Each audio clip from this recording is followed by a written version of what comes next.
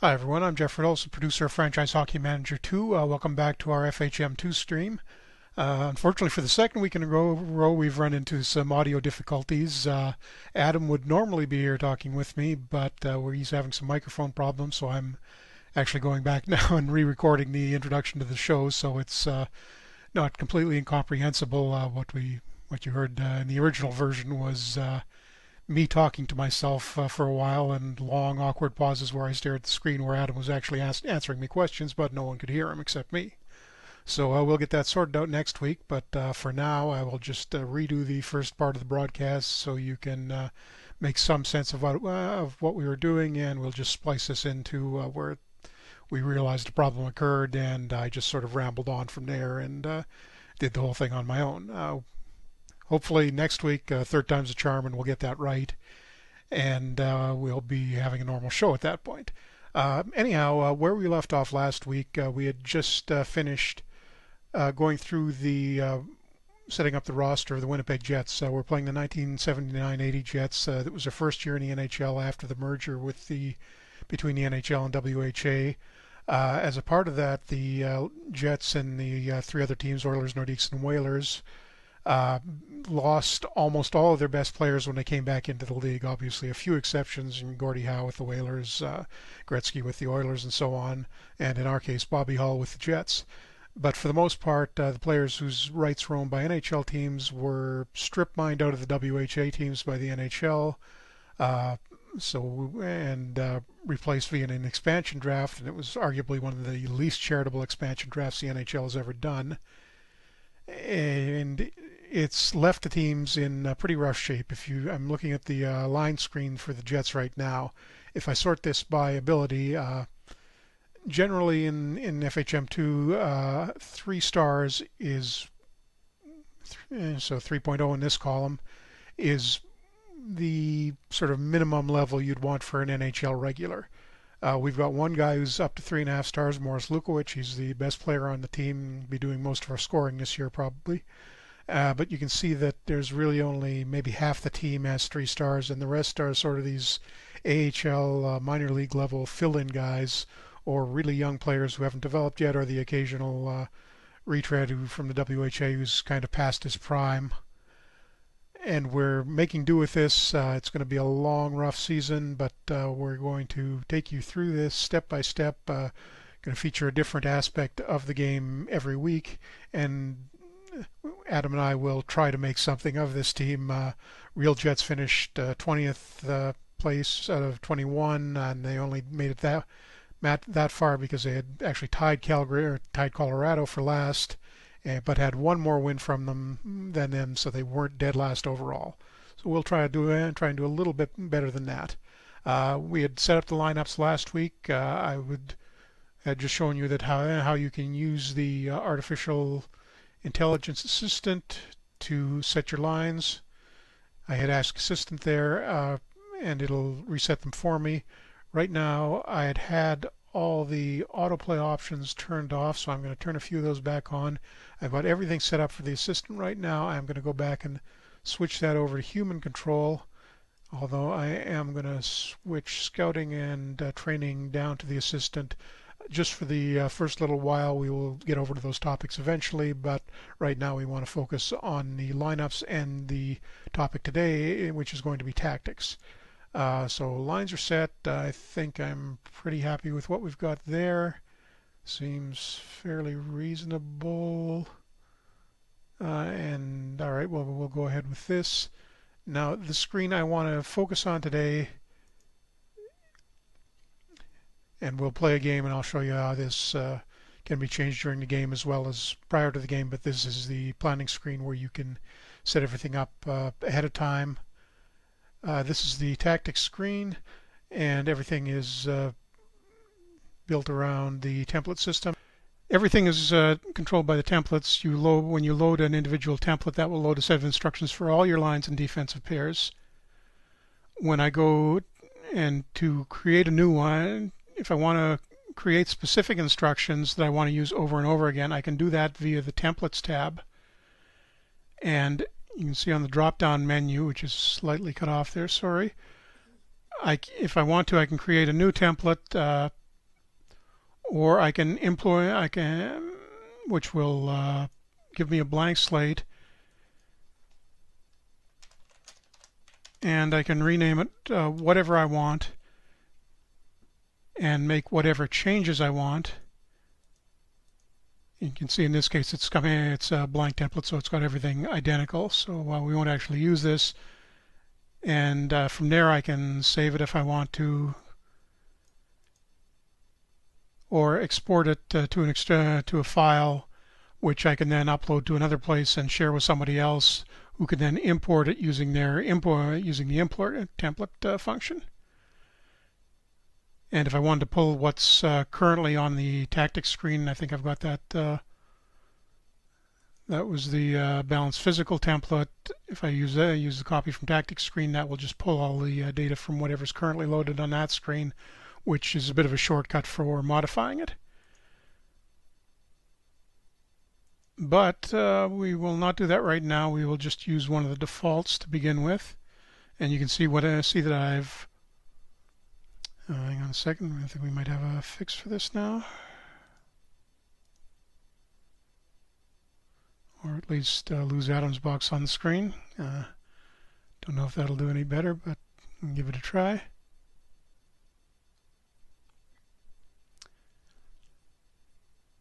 Okay, but what we will do is use that balanced physical template, and now I'll go through the individual details of what's contained in the template. For each line, you've got a set of instructions on tactical choices and an ice time target, and you can see in the bottom left corner we've got some global team settings. These will always be used regardless of what line is on the ice. You've got a setting for when to pull the goalie when you're down by 1, whether it's a typical setting, which is normal, or very quickly, or if you want to wait until very late. Say 30 seconds, or don't pull the goalie until there's only, say, 30 seconds or so left in the game. The same situation if the goalie is down by 2 goals. The final selection there is the shot targeting. Now what this does is adjust the tendency of your players to target a specific area on the goalie. So if you want to look at the opposing goalie, see where his skills are on low shots, or on the high on the glove side, high on the stick side. If you can see there's a particular weakness there, you may want to target one of those. The thing to be aware of, when you do that, it will reduce the overall accuracy of your shot. So it's not a guaranteed thing. If you notice he's really weak in one area, it may be worth targeting that area. But if it's only a slight difference, it's a bit of a gamble to start to try to take advantage of that way, because you're going to miss more shots. You're going to have more shots blocked, but the ones that get through may go in a little bit more often. So that's up to you. Now the tactical choices, some of these are fairly self-evident. The shoot pass preference. If you want to shoot a little bit more, say it's late in the game and you need a goal, you may want to pull it to the shoot side. The neutral setting will just be what you'll typically use. Pass preference is more of the Russian old Soviet style, where they'll try to even if they're in a fairly decent shooting position, if they see a chance to improve on that, they'll make the pass anyhow. But the default for us in this situation is neutral. I'll leave it with that. Physical instructions, fairly simple. You can either avoid penalties, so you're not going to get into a situation where you might be a little more aggressive but more likely to take a penalty, or on the other end of that scale, if you're going to be a little more physical, take more penalties, but maybe beat the team in the corners and the other team in the corners a little more often. So if you're killing a penalty, you're probably going to try to stay away from getting another one, or if you're already on a power play, you may want to do that as well. Offensive zone entry, that's basically the 3 typical choices for entering the defensive zone when you're on the rush. Dump it in, skate it in, or try to set up a pass to a teammate that's with you as you're entering the zone. It's not a guaranteed thing. You won't always do that if that's what your preference is, but your tendencies will go considerably in that direction when you do that. Checking effort, that's maybe a little less clear. That is how aggressively you're being with your checking, not in the physical sense of trying to set up a big hit, but how much pressure you're putting on the puck carrier. Whether you're chasing the guy with the puck and trying to create a turnover, that would be the active, very active end of the scale.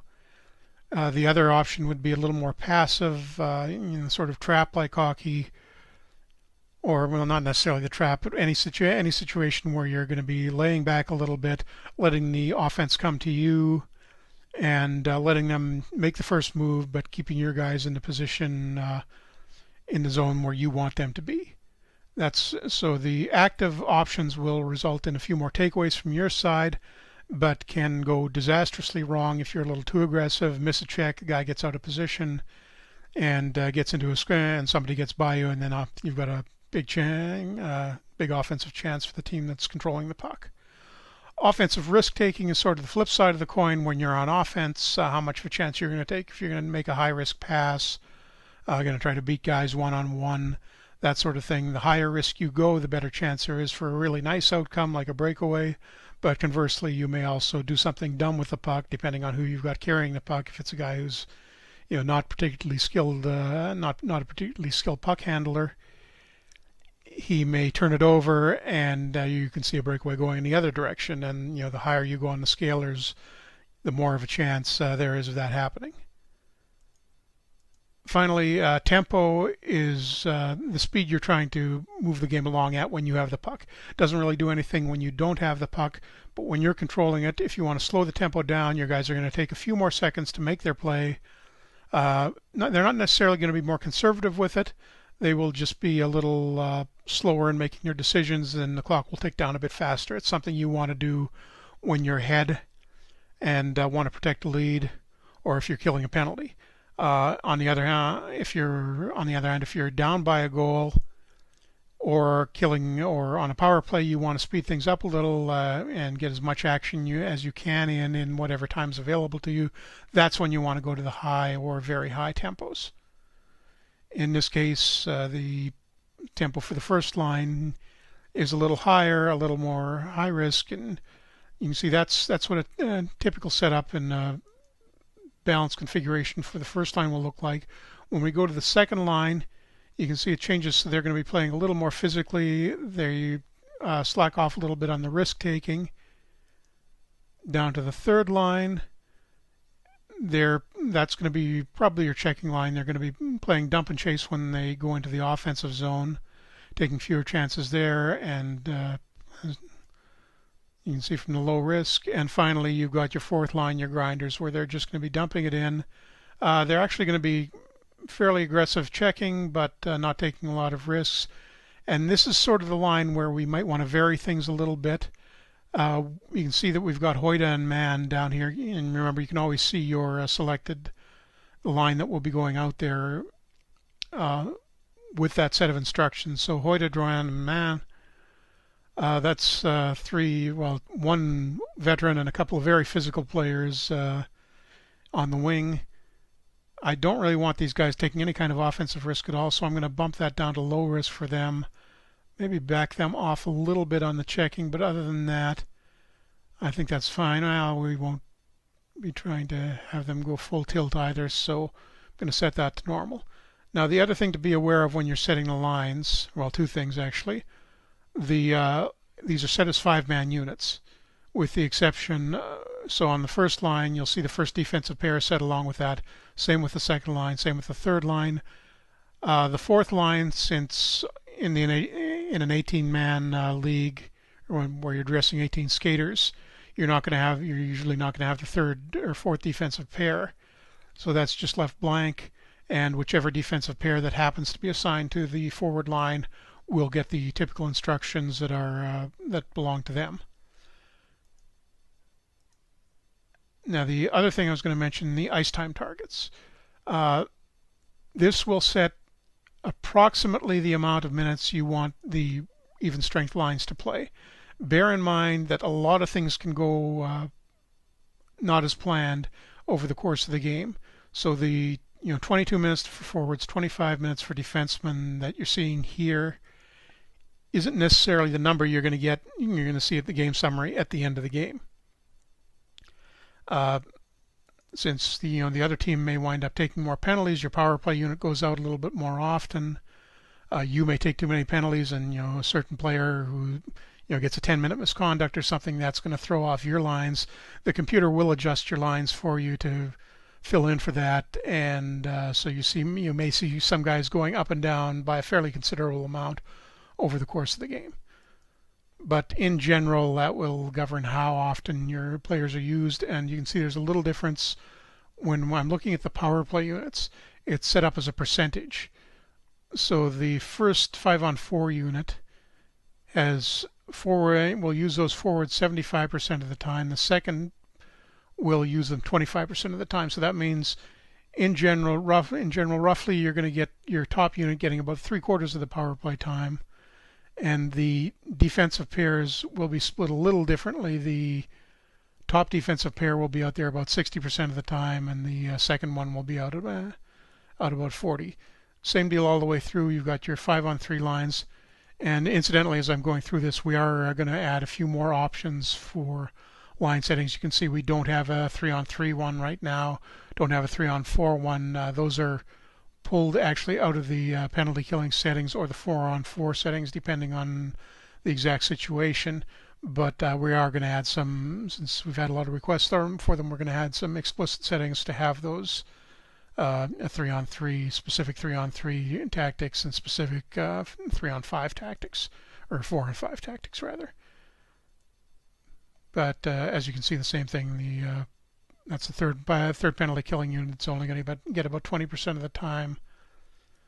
So that's going to give you a little more typical split. And you've got the extra 4-on-5 units, since most teams nowadays will typically run with 3 different penalty killing units. So that is the basics of the template system. I'm going to mention one more thing on here. What you can do, and you can edit all of this while the game is in play. So if you want to make changes, and I'll show you as we're playing exactly to what's being done by the team in the current game at the current moment in the game, you can do that all in real time. But if you don't want to be coaching, if you want to be that intensive with it during coaching every single moment of the game yourself, but you also don't want to hand it over completely to your assistant, what you can do is the Game Plans tab, which will let you load a different template for any situation in the game. So let's say you're up 2 goals in the first period. At that point, you probably want to back off a bit. So I'll go with the defensive normal setting there. Same thing in the second period. If we're in the third period and we've got that kind of lead, we really want to shut it off. And what that'll do, as soon as the game is in that situation, the computer coach will automatically switch to using that template for you. Same thing with the and if you've got the 1 goal, if you're only up by 1 goal, you may want to stick with your normal tactics there. If you just leave that blank, it will leave whatever your current tactics chosen tactic is as the default one. So I'll leave that up by 1 goal up through the first and second. Go with the normal setting in the first half of the second period, and if it gets late in the third and you're only up by 1, you'll get really conservative with it. Even I think I'm going to leave that with the default all the way through. If you're down by 1, we want to pick it up a little bit early in the second, and then go all out late in the early in the third rather, and then go all out late in the third. And same thing if we're down by 2 goals. Let's open it up really early. Whoops, we were playing balanced physical, so I will leave that on the physical settings. And what the physical said, the difference between these is the physical templates will have a little more aggressive settings on physical play for the most part, and there are a few other differences. You'll see them if you can go through the individual lines. And then if we're down by 2 at all in the third, we're going to go all out. So I've got that set up. It's completely optional if you want to stick with the same tactic all through the game, or if you want to adjust the tactic on the fly yourself as you're going through, by all means you can do that, but that gives you a little bit more of a hands-off option. It's like I said, it's a nice step between doing all of the coaching yourself and letting the computer do the coaching for you. Now the last step here, and this can get a little confusing, at least at first glance, is the zone assignments, and this is where you get the biggest part of your flexibility out of the tactical system. These zone assignments, you can see up here, the line itself, the current line that you've got selected, is listed down in the bottom right corner, and the number of each player is represented by the little number flag up here. If you hover over it, you will get the pop-up to show exactly who the player is. Now, what these markers do is show where the player should be when the puck is in a specific zone and controlled by a particular team.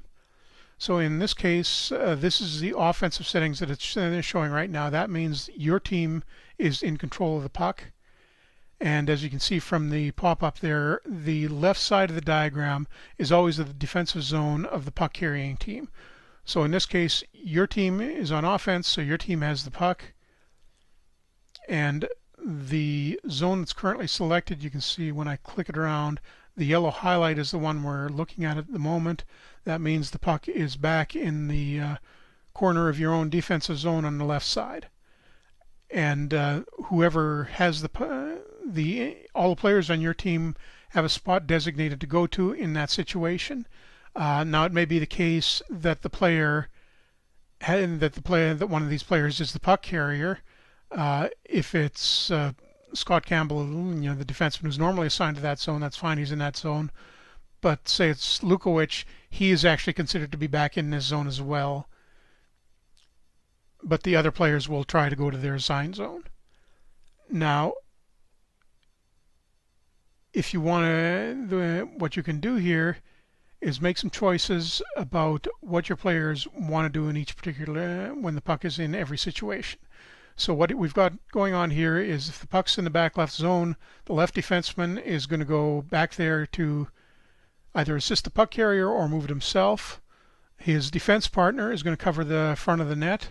The left wing on that side will be back, be a little farther back down the boards. Give the puck carrier an option for the short outlet pass there. The center, if he's not going to be directly involved in the play, will be sitting a little higher in the zone to give the player a pass up the middle, which you know how passes up the middle tend to wind up. It's a little bit risky, but he can also cover either defenseman on the other team if there's a turnover. And the right wing on that side will also be back roughly at the same level as the left wing to give the puck carrier an option of sending the puck back around the boards. Now, I'll show this when we get a little more when we get over to the defensive settings. Those zone assignments will have a big influence on the outcome of the play, of what play the puck carrier is back in the zone chooses. If the left wing is a little higher up, the pass out of that zone is going to be a little more difficult to complete, but may be a little more likely to turn into a better, faster rush. Maybe get an odd man break out of the zone, or even set it up for a breakaway. But right now we've got it bad and got it a little more conservative. We're gonna be looking for that to make a short pass out to the out to either side, and he'll probably be skating it out of that zone.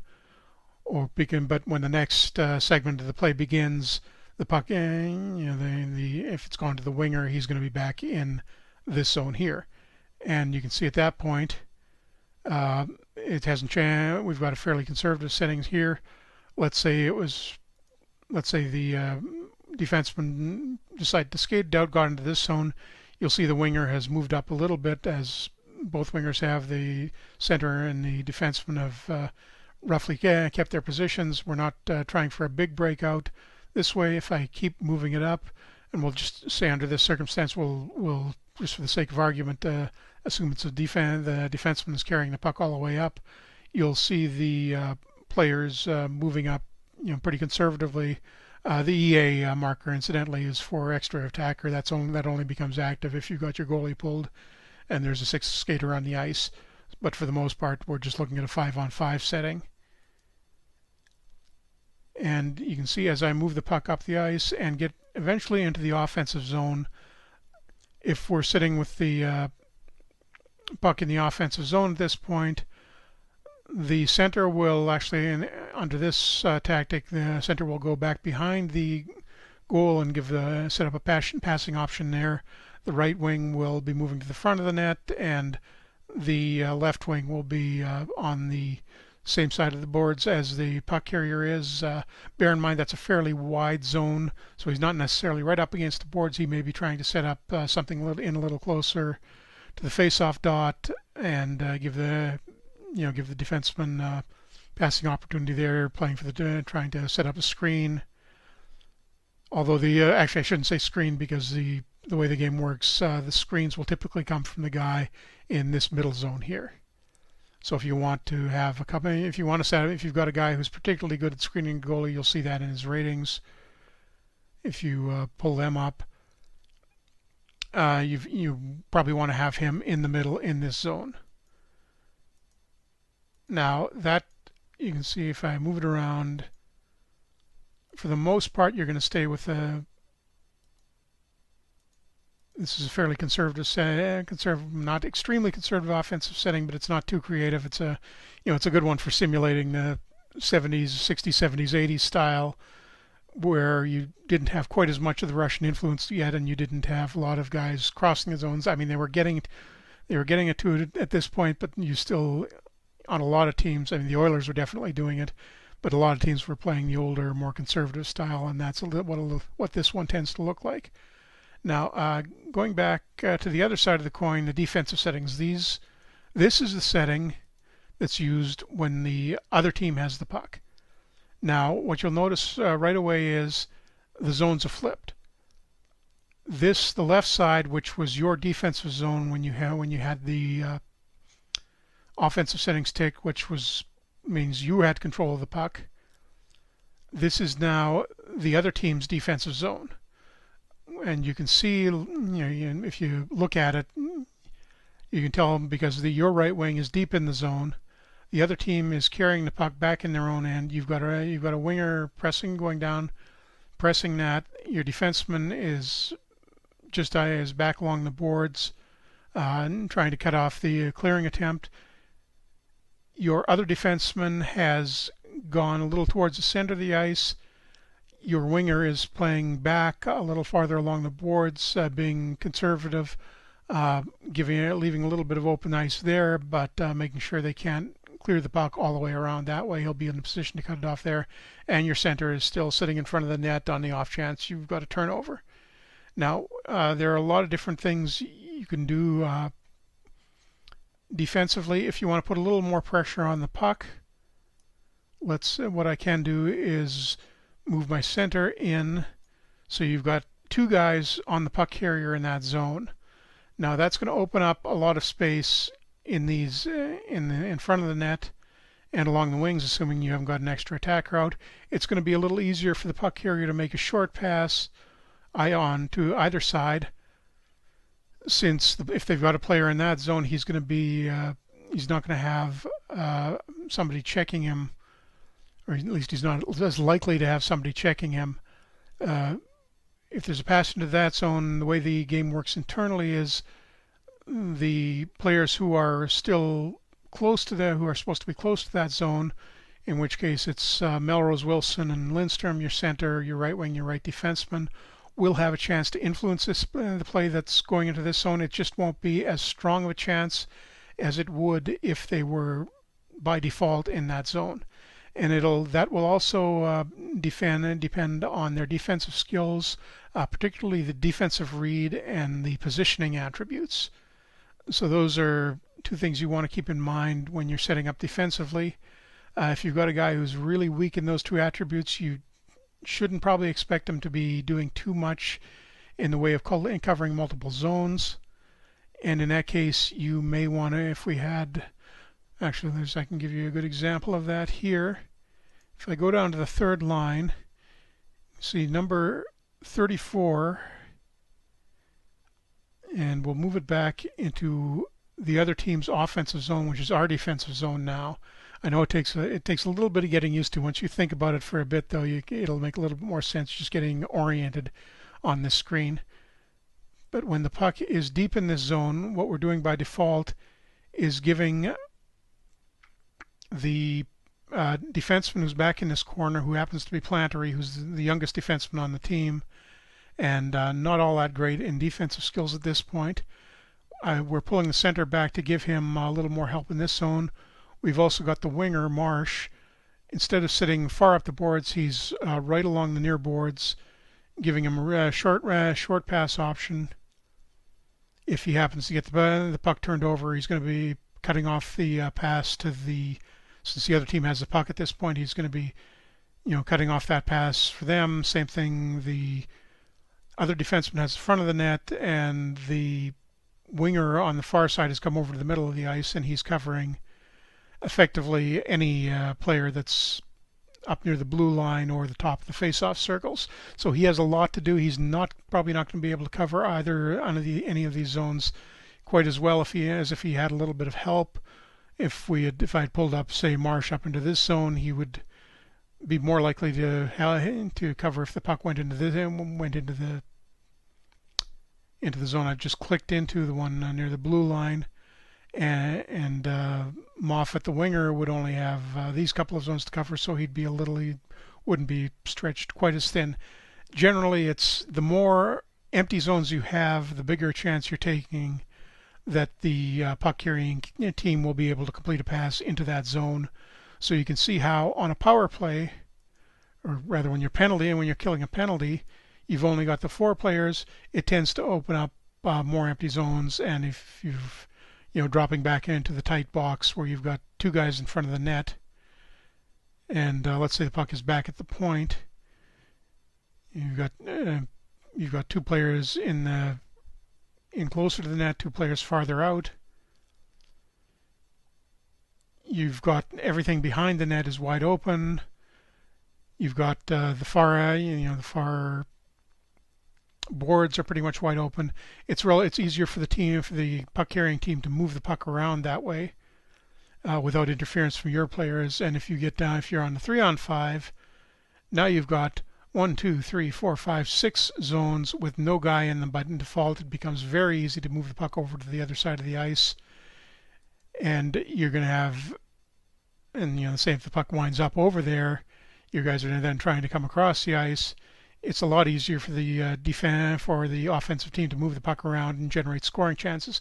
So you can see that's how the power plays tend to be more advantageous in the engine. Now, what we generally don't do, there aren't automatic advantages in the internals of the engine, like you get, say, an extra 20% chance to score a goal on your power play. It's all organic.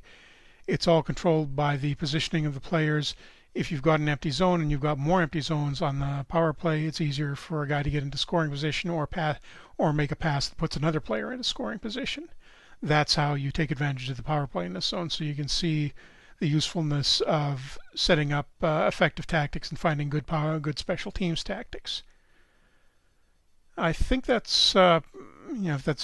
may be a little confusing. If you've got questions, go ahead, ask on the forum, and I'm happy to explain a little bit more there, or on here in the questions if you've got a question on Twitch or the Steam forum, anywhere you'd like to, we'll try to, or Facebook, any other page area you can contact us. We're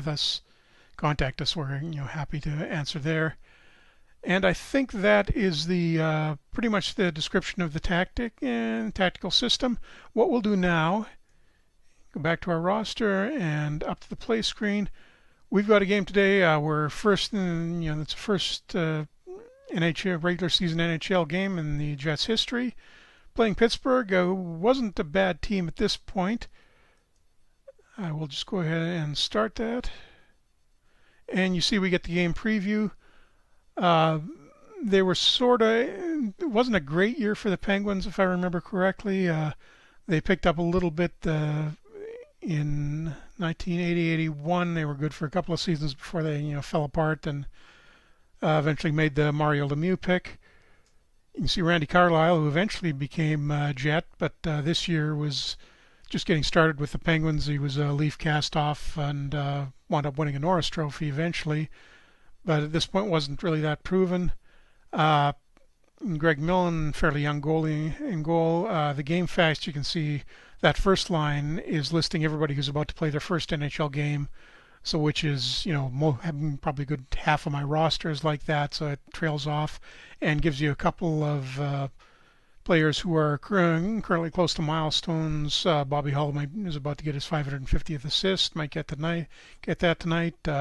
Blair Chapman on the Penguins is just about to get 100 points. And you can see what the Penguins lines look like. If you want to get a little bit of a preview of what your opponent is going to be, you may want to change your tactics a bit at the start of the game, depending on that. We don't have an option right now to set up specific checking assignments for players. We did have that in at one point. There were a few too many problems with it, so we're continuing to work on that, and definitely want to get that. The option of having specific line assignments or shadowing assignments for individual players in there. Not exactly sure when that's going to happen yet, but hopefully sooner rather than later. And I will continue on to the game at this point. And you can see we've got the game screen set up. And the opening lineups are listed. I think we covered this in our very first broadcast, but just so for the newer people, you've got two numbers beside each player. Game fatigue is the amount of minutes a player can play in the game before he begins getting fatigued, at which point he starts getting penalties to his ratings. Shift fatigue is the same thing, only it's for individual shifts. That's how many minutes and seconds he can stay on the ice before his abilities begin to decline. Shift fatigue will regenerate when the player is off the ice. So when when his line gets taken off or he's taking a penalty and sitting in the penalty box, the shift fatigue will count back up. Game fatigue, however, never does regenerate. That's the number you've got at the beginning of the game. That will always be going down. So you've got to budget your players a little bit and take into account when you're getting late into the game. If he's got a really low game fatigue number, you may want to be careful about how often you use him, because he may not be that effective if you see that number down at 0. Now what I will do is set this to user advanced mode. What this does is it advances the game basically 1 second or 2 at a time, individual play at the time. An individual play at the time. That is the slowest possible mode to play in, because you've got to be manually clicking to advance the play-by-play. Now I'll start play here. And we get the usual welcome to the arena, etc., etc. And I will just advance. You can see every time I'm clicking this, it's advancing the play-by-play. And it will show you where the puck is and move the play-by-play along. I'm not paying too much attention here, just to give you an idea of how this works. Now, I mentioned earlier you can adjust tactics on the fly. And the way that's done is by going into the tactics screen. You can see that's exactly the same as the tactics screen on your regular game screen, only it doesn't have the template and the game plan option. And so changing things in here will only affect the default and the default template that's being used by your team. So if you've got a game plan set up, bear in mind that it will always default back to the settings in that game plan, unless you've left them deliberately blank because you want to adjust them during the course of play. So in this case, if I want to have the first line passing more and skating the puck into the offensive zone, I can do that. I can go back to the game, and if I flip back to the tactics screen, you can see those have changed. That change is stuck, and that's probably the most direct coaching option you've got in the game. If you want to change that as the game situation dictates. That's if you want to play. Generally, you'd want to have the game on a watch mode that is showing you most plays, either the full game, just all shots. If you just want to make occasional changes, or if you just want to watch the game play out, you may be better off with one of the lower settings or less frequent update settings, like the expanded action, the condensed version of the action, where it's only showing things that lead up to shots or penalties, or the possible option, scoring summary, which only shows you the plays leading up to a goal and the goals themselves. So what I will do is switch that over to scoring summary. I'm going to click off user advance, and as soon as I do have to hit user advance one last time to get it going again, and you can see the clock is ticking down. It's not giving us any play-by-play right now because it's waiting for a scoring summary. You can see the shots happening that wasn't wasn't a shot that turned into a goal. And I will ratchet up the clock speed a little bit. And whenever the first goal happens, you will see it cut in and give us the play-by-play that leads up to that goal. Jets are hanging in here, and we've got something happening here. And yep, down 1-0. Get used to seeing that this year. Jets give up the first goal, and then we go back to the face-off, and it will continue advancing without a play-by-play until it gets to the next goal. If I wanted to see the play-by-play, I could switch to a lower setting. I won't do that right now. And we're going to get another one. Oh, maybe not yet. Looks like we deflected it and went right to the right winger, Peter Lee. And it's now 2-0, and we're in trouble already.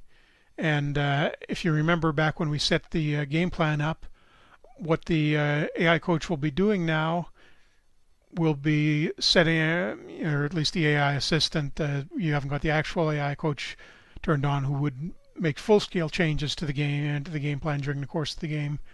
You've only got the semi-automated one that will make changes according to, hey, we got a goal, we're back within one.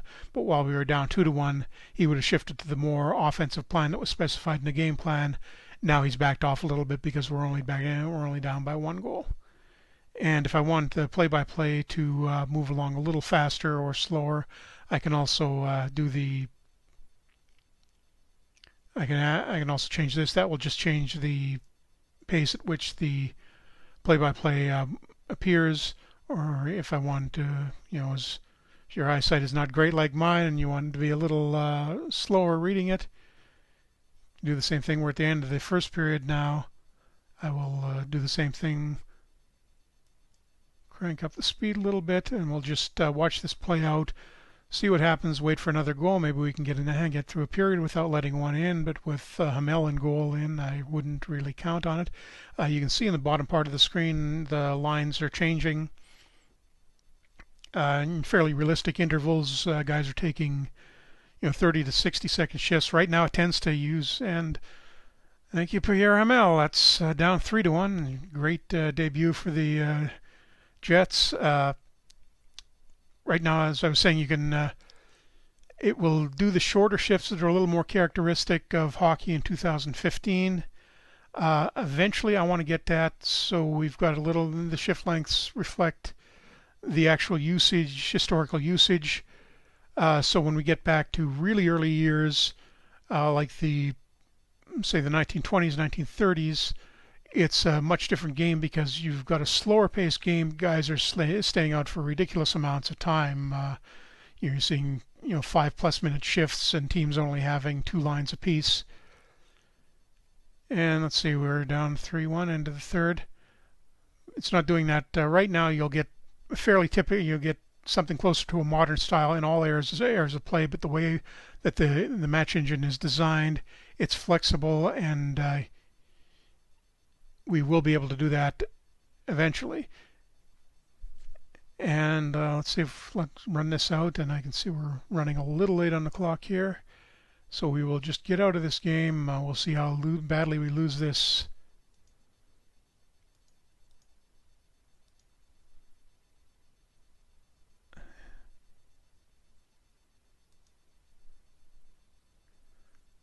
And there we go, 4-1. And it's looking like this one is out of reach. We'll just let it keep going. At this point, should show you here. I will just stop the game for a second and give you an idea what these different tabs at the top do. Lineup option will just give you the same one you saw at the start of the game. You can switch your lines around here if you want to make some adjustments to those during the course of the game. Tactics screen, which I showed you earlier. The stats box will give you just a basic summary of how the game is going.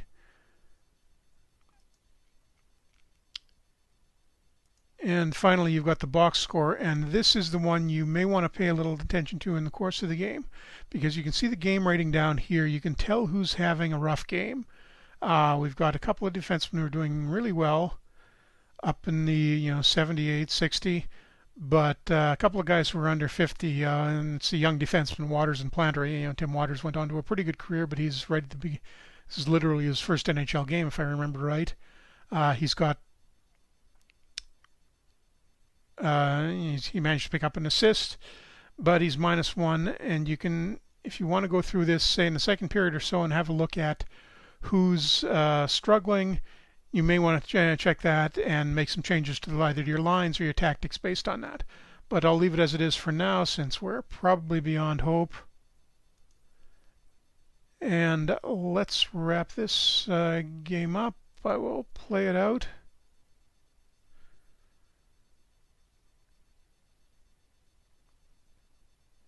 And maybe we can salvage a goal.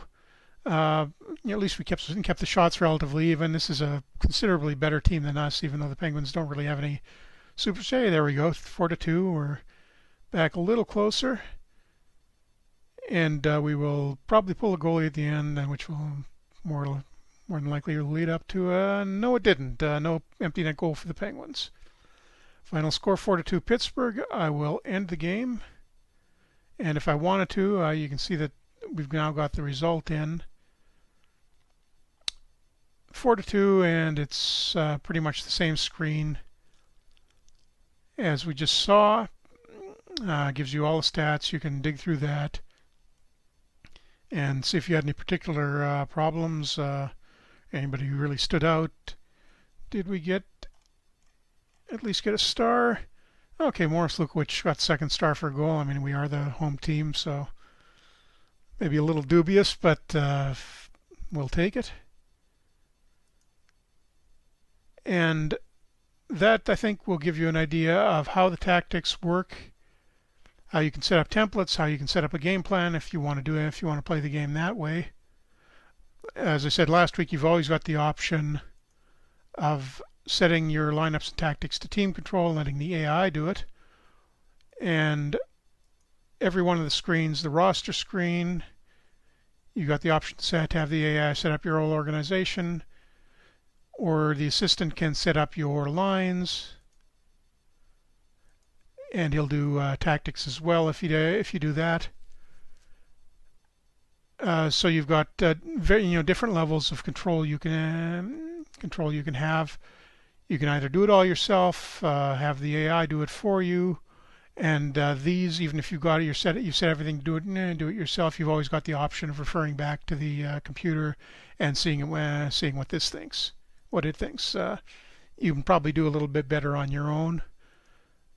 And I will just advance this one day along. You can see when I've got the play menu up, it will let me go to certain times during the season, but in this case I'm just moving it along to the next game, which is going to be a really tough one. And we've got the Bruins. We're at home, but the Bruins are still pretty good in this area. This, if I'm remembering correctly, this is the Bruins season opener, which would be Ray Bourque's first NHL game. So I'm going to save that for next week. What we'll cover next, since we covered the in-game and the tactical options this week and the lineup options the week before, I will give you an idea of how next week we will start looking at scouting and how we can make something out of this horrific mess of players we've got. There's really not a lot. There's not going to be a lot we can do. We don't have a lot of potential. You can see We've got maybe 10 legitimate NHL players and one borderline star guy in Lukowich. The potential isn't that great either.